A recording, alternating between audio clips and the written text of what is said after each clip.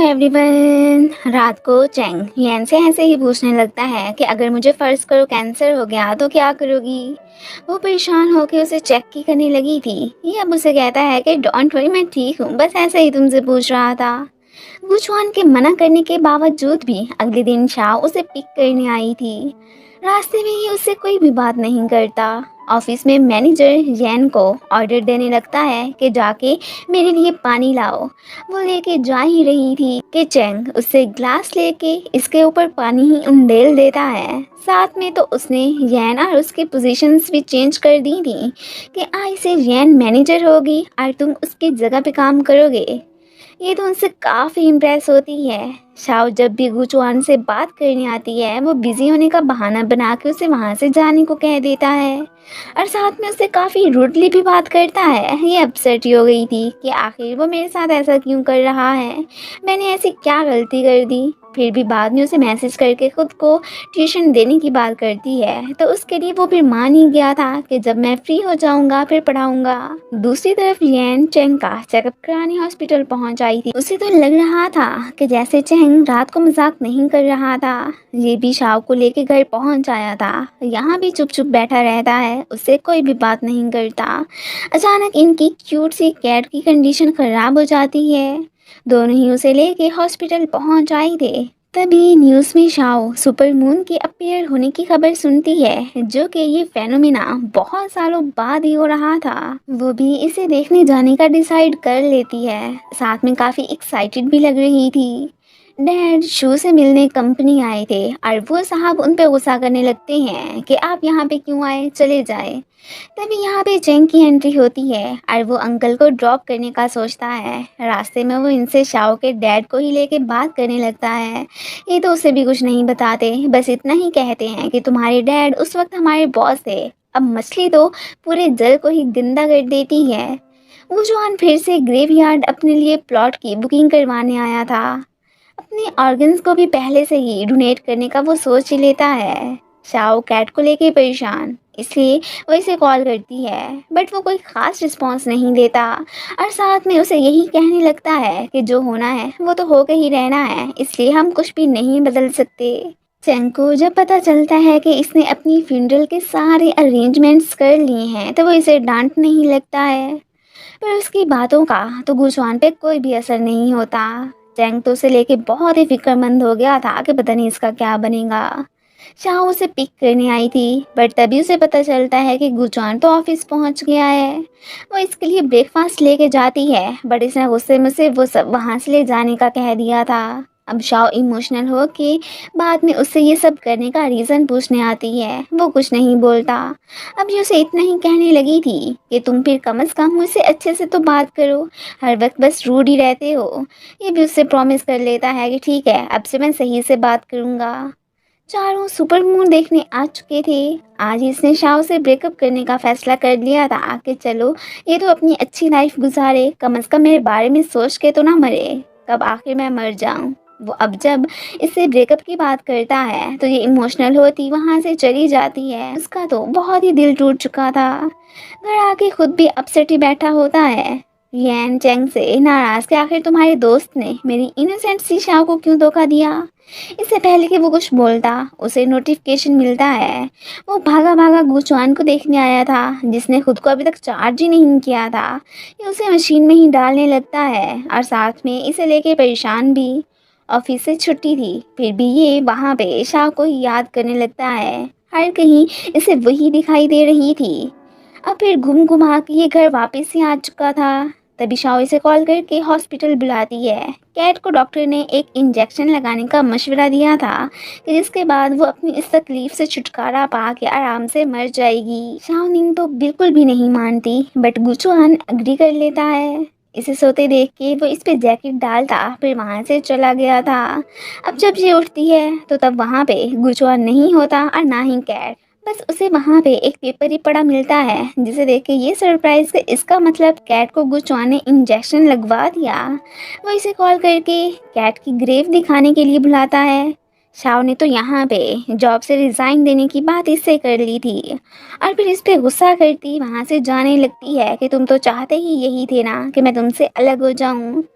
Cheng भी जानता था कि ये शाओ से कितना लव करता है, उसके बेटर फ्यूचर के लिए ही उसे खुद से दूर कर रहा है, लेकिन फिर भी उसे शाओ के लिए अच्छा नहीं लग रहा होता। वो बेचारी ऐसे ही तुम्हारे लिए परेशान होती फिर रही है।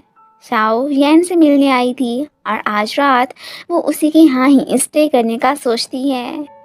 फर्स्ट टाइम बिना बुलाए शू डैड से मिलने आया था। वो तो बहुत ही ज़्यादा खुश हो जाते हैं कि आखिर को उनका बेटा जो आया था।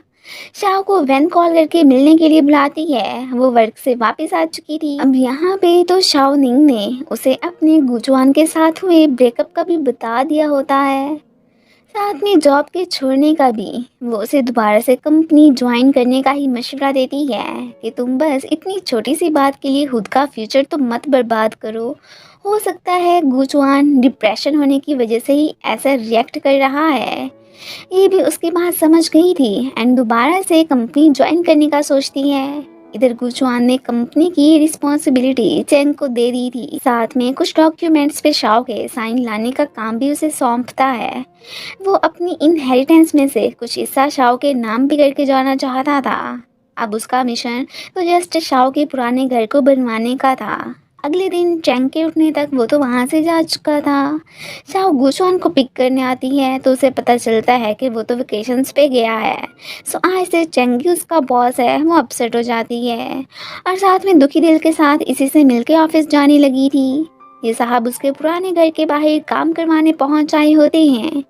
चेंग गुचुआन से बात कर रहा होता है तो यैन समझती है कि फोन पे कोई लड़की है, इसलिए उसे पनिशमेंट देती है।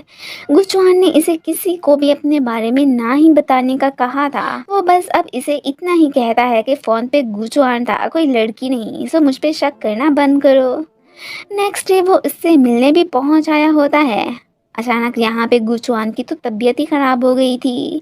चेंग चाहता था कि वो अब रेस्ट करे, लेकिन गुचुआन अपना जस्ट ये मिशन ही कंप्लीट करना चाहता था। शू और शाओ की नाराजगी खत्म हो गई थी। आज वो उसे लेके घर ही आ जाती है। आंट भी उस पर गुस्सा नहीं करती कि बड़ों की बातों की वजह से बच्चों से क्यों नाराज होना। डैड शाओ के पेरेंट्स की ग्रेव पे ही आए होते हैं। इतने में वहाँ पे शाओ की एंट्री हो जाती है। अभी भी उसके पूछने पे वो उसे उसके डैड के बारे में कुछ भी बताने को तैयार नहीं थे। ये काफ़ी दुखी हो जाती है। ऑफिस में गुचुआन के दिए डॉक्यूमेंट्स पे फाइनली इसने शाओ से साइन करवा ही लिए थे और उसे तो इसने पता भी नहीं चलने दिया होता। अपना ये काम कंप्लीट करने के बाद वो गुचुआन को कॉल करके इस सब का बता देता है।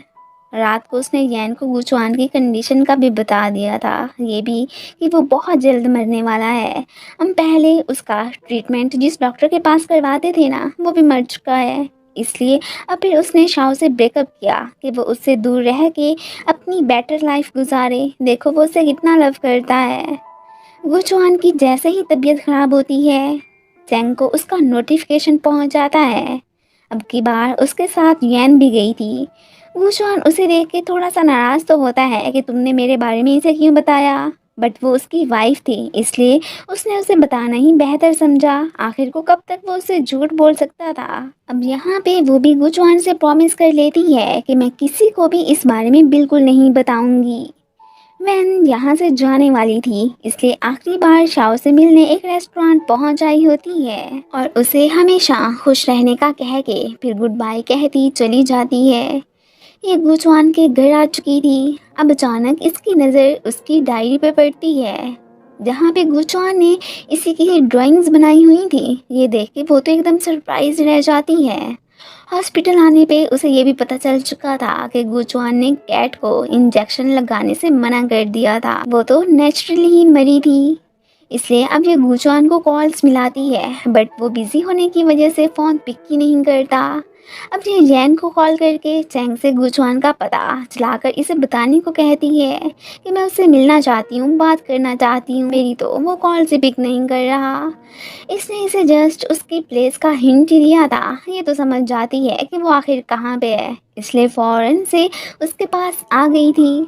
अब वो भी मज़ीद नहीं छुपा सकता, इसे अपनी इलनेस और डॉक्टर के मरने का बता देता है कि अब मेरे पास बहुत ही चंद दिन रह गए हैं, अब मैं अचानक मर भी सकता हूँ। अब चाहे जो भी था, वो इसे नहीं छोड़ने वाली थी कि मेरी खुशी सिर्फ तुमसे ही है, मैं तुम्हारे साथ ही अपनी लाइफ गुजारना चाहती हूँ। अब तुम्हारे पास जितने दिन भी बचे हैं, मैं वो हंसी खुशी ही गुजारूंगी। इनके पैचअप का रियान ने चेंग को बता दिया था। वो तो ये सुन के बहुत रिलीफ फील करता है और साथ में काफ़ी खुश भी हो गया था।